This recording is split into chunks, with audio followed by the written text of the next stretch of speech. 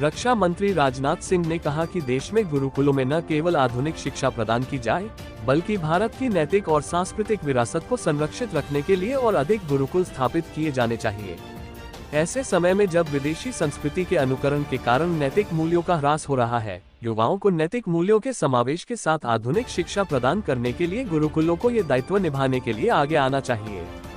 उन्होंने गुरुकुलों से आज के निरंतर विकसित हो रहे समय के साथ तारतम्य बिठाते हुए पारंपरिक शिक्षा के साथ साथ आर्टिफिशियल इंटेलिजेंस और क्वांटम प्रौद्योगिकी जैसी उभरती और अत्याधुनिक प्रौद्योगिकी के क्षेत्रों में अग्रसर होने का आह्वान किया। ऐसी प्रौद्योगिकियां विकसित करें जो देश को इस क्षेत्र में अग्रणी बनाएं। उन्होंने कहा कि गुरुकुलों को अन्य शिक्षण संस्थानों के लिए मार्गदर्शक के रूप में कार्य करना चाहिए।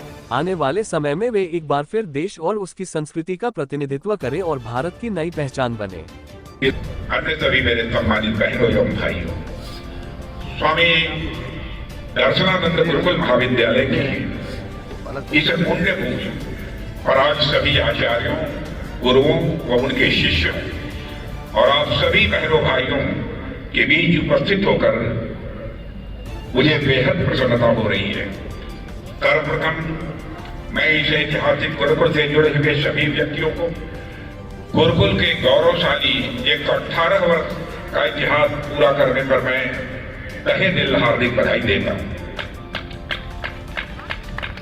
बहनों भाइयों, स्वामी दर्शनानंद जी के विचारों और उनके आदर्शों पर स्थापित यह महाविद्यालय जिस प्रकार शिक्षा के केंद्र के रूप में काम कर रहा है, वह अपने आप में प्रशंसनीय है। मैं इस गुरुकुल के संस्थापक स्वामी दर्शनानंद जी को उनकी जयंती के पावन अवसर के पर मैं नमन करता हूं। उनकी जयंती के शुभ अवसर पर पतंजलि योगपीठ ट्रस्ट ने इस नवीन गुरुकुल के निर्माण की आधारशिला रखने का जो संकल्प लिया है, उस संकल्प की पूर्ति के लिए भी मैं अपनी हार्दिक शुभकामनाएं देता हूं।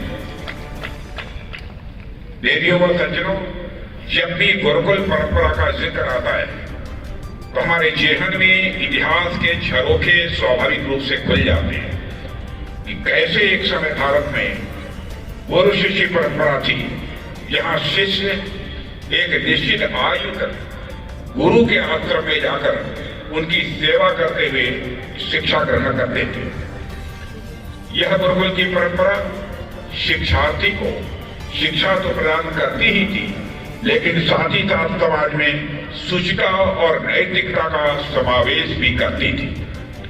और मैं समझता हूं कि यह गुरुकुल भी उसी लक्ष्य को प्राप्त करने की दिशा में प्रयत्नशील है और उसमें उसे कामयाबी हासिल होगी। देवियों व सज्जनों, आप सब तो जानते ही हैं, भारत में सनातन धर्म के संस्कारों में गोत्र की व्यवस्था बहुत ही महत्वपूर्ण मानी जाती है।